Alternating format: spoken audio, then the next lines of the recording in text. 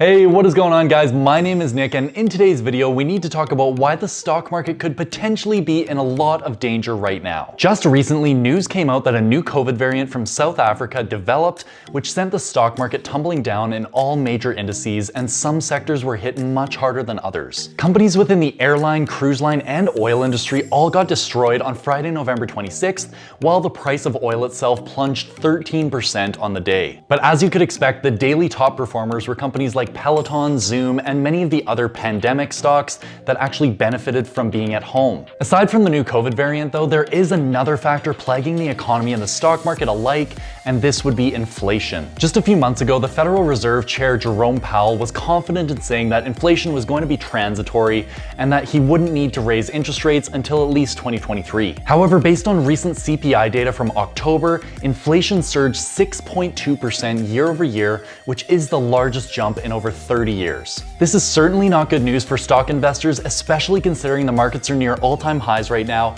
and valuations have crept up ever since the beginning of the pandemic. So what's the plan? What should investors be doing based on all of this news? Well, in this video, I'll be sharing all of the facts that we need to know right now, as well as my own strategy moving forward. So all I ask is that you drop a like on the video if you do enjoy, and subscribe if you haven't already, because that really helps out my channel. Also, before we jump in, I want to share a special announcement regarding a project I've secretly been working on behind the scenes over the past month. I'm super excited to announce that I just launched my very own Discord community of investors, which is available as of today. If you've ever wanted to have a more exclusive experience with me, such as learning or investing with me directly, this is your golden opportunity. When you subscribe to my Discord community of investors, you'll gain access to several exclusive perks, such as being able to see all of my trades and receiving trade alerts anytime that I make a move in the market, such as a buy or a sell. We will have weekly group coaching calls where I'll be teaching you all of my tips, tricks, and secrets to success in the stock market. I'll be doing monthly group portfolio reviews for community members, so you'll get the chance to have your portfolio reviewed by me directly. In addition, I'll be providing you with exclusive master videos outside of YouTube, stock research reports, my stock intrinsic value calculator and rental property analysis spreadsheets, as well as a live stock watch list to keep you up with all of the stocks that I'm watching to buy in the near future. You'll get all these perks and the ability to connect with many other investors for only $25 per month, or only $12.50 per month if you want limited access. And I can assure you the amount of value that you're going to get far exceeds the cost of subscribing to my service, because I intend on providing as much value as I possibly can to make it worth it for you guys. So click the link in the description or the pinned comment below if you are interested in joining my Discord community of investors. Anyways, with that out of the way, let's jump straight into the video. All right, now the first factor causing huge danger to the stock market right now is obviously the new COVID variant from South Africa known as Omicron. Now, we've already been aware of several other variants, such as the Delta variant, which was announced at the end of July and is known to be twice as contagious and more dangerous than previous variants. However, this seemingly hasn't had much of an effect on the stock markets, as the S&P 500 has steadily been climbing ever since July. But more recently, the stock market did react quite harshly to the news about Omicron, so what do we know about it and why should we be worried as investors? Well, this article here states, global stock markets and oil prices tumbled Friday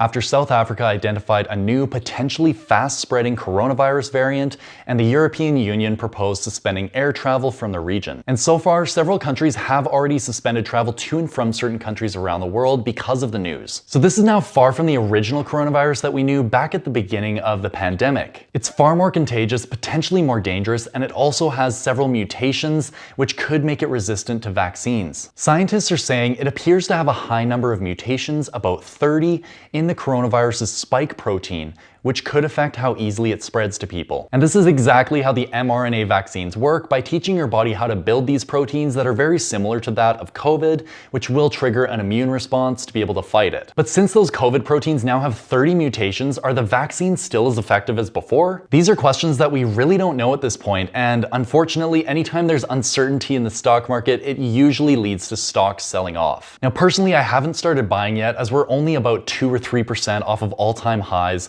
But if there is new information that comes out and it provides dips in the market, I will be taking these as buying opportunities. I'm confident that despite whatever happens, owning resilient businesses within my portfolio, such as Visa, Amazon, Apple, Google, and Meta, among many others, will definitely pay off in 5 to 10 years down the road. I believe as investors, we need to become comfortable with uncertainty and to think of red days as just good buying opportunities over the long term, despite whatever's happening outside. So we'll just have to see what comes of this over the next week, and if the market keeps reacting negatively based on the news, and if it does, I will be adding to my highest conviction names and taking advantage of the buying opportunities. All right, now the second factor that we need to discuss that's already plaguing the stock market is inflation. As mentioned before, the Consumer Price Index, or the CPI data, was released for the month of October 2021 just recently, and the results were not pretty. Inflation came in at an average of 6.2% year over year on the month, which is the largest jump in over 30 years. And looking at the CPI data chart over the past 12 months, we can see that inflation was flatlining for a few months, staying at about 4 or 5%, but then more recently it has spiked above 6%, which is honestly ludicrous. And to give you some context, inflation has averaged about 2 to 3% over the past 30 years, and the highest level we've seen throughout the period was back in 1991 at 4.24% inflation. Well, take that number, add another 2% of inflation, and that's where we're sitting right now. This is, of course, the result of the Federal Reserve increasing the US money supply through quantitative easing, essentially devaluing each dollar that's outstanding. And for those who aren't aware, quantitative easing is just the Fed's way of introducing new money into the economy by purchasing securities on the open market, such as government bonds. Now, at the beginning of the pandemic, the Fed's balance sheet was sitting at just above $4 trillion of assets, but as a result of all of the quantitative easing, to be able to get the economy back on track, the Fed's balance sheet has over doubled to $8.7 trillion where it is today. This means that over $4 trillion was added to the US economy over the past 2 years, and what's the result of that? Well, inflation. Now, why should we be so concerned about this inflation? Well, the Fed tries to maintain inflation within a range of about 2 to 3% on average, but if it gets out of control and starts rising rapidly, the Fed will be forced to raise interest rates to be able to cool down the economy. And knowing that bond yields rise along with rising interest rates, this ends up increasing the opportunity cost of investing in stocks. Meaning you could invest your money essentially risk-free in bonds at a higher yield, which ends up making stocks less attractive. For simplicity's sake, you can think of stocks and interest rates always moving in opposite directions. So this is the huge worry about inflation right now, and the data that just came out really isn't giving investors any confidence that it's going to slow down anytime soon. However, you might also be thinking, well, Nick, isn't it better to be invested in assets than to hold cash during times of inflation? While that is very true, it does depend on the types of stocks that you own. For example, unprofitable growth stocks with high multiples will be crushed during times of inflation. However, other companies that are hedges against inflation, such as railroads or payment processors like Visa and MasterCard, will definitely do a lot better. And generally, companies with lower valuations, that is not projecting for earnings far out into the future, will do better than those without. Personally, I think that investing in bank stocks right now is actually a very good move because banks actually benefit from rising interest rates, and they're also inflation resistant. One company I absolutely love is TD Bank, which has actually been unable to raise their dividends since COVID began.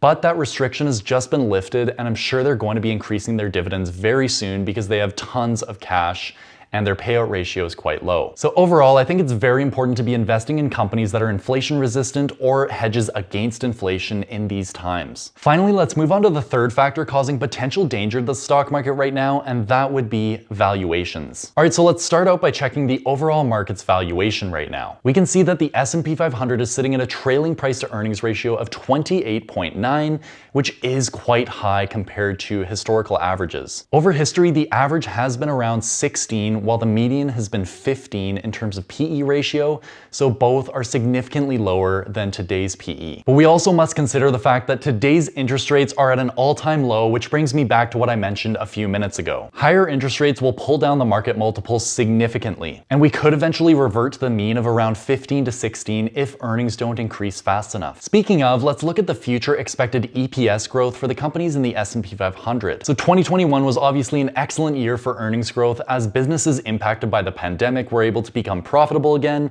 and that definitely skewed the average up. So analysts are expecting EPS growth of about 43% for the end of 2021. However, this is expected to slow down significantly in 2022, where analysts are only expecting 9.3% EPS growth. And based on these estimates, the forward S&P 500 PE ratio is expected to be 21, which is still quite high and above the averages, but nowhere near as high as it was in the past year. So what am I trying to say with all of this information? Well, I like to look at where the overall stock market's valuation is relative to the companies that I plan on buying. For example, a stock that I just bought on the dip was Visa, and here we can see that the company's trading at a trailing PE of 35 and a forward PE of 27, which seems quite high, but actually the forward PE is below the market multiple right now, so that's pretty good to see. Not to mention, next year, Visa is expected to have over twice the earnings growth of the S&P 500, which makes it even more attractive. Another company I've been buying is Meta, where the company is trading for a trailing PE of 24 and a forward PE of 22, while it's expected to have EPS growth of 21% per year over the next 5 years. Essentially, I'm just reiterating everything that I've talked about on my channel before, and that is we need to be conscious about market multiples and the earnings growth rates associated with those multiples, especially right now. Because as we've seen with several companies lately, any bad news in a stock could send it tumbling down 10 or 20% within this market. So any company's price to perfection right now could see a multiple contraction if they don't keep beating analyst estimates. And given that the market is relatively expensive right now, I'm trying to find opportunities that are at around the market's price with better earnings growth or even cheaper than the market to be able to give myself a little bit of a margin of safety. So I think a margin of safety is incredibly important for investors to understand, especially in times right now when the market is quite expensive. Anyways, I really hope you enjoyed today's video and my overall thoughts on the stock market and what I plan on doing right now. Even though there is huge cause for concern due to the new COVID variant, inflation rates, and the market valuations being quite high, I'm continuing to invest consistently for the long term. And any good opportunities that arise in the market will make me even more bullish on stocks, not less. Because just remember, as stock prices drop but the business fundamentals stay around the same, you're actually getting a better deal and the risk is lower. So anyways, if you did enjoy, make sure to drop a like on the video, and if you haven't already, make sure to subscribe down below so you don't miss any of my future uploads. Also, if you do want to join my brand new Discord community of investors, make sure to click the link in the description or the pinned comment below. I really appreciate you guys. Thank you for all of the support. And with that said, I will see you guys in the next one.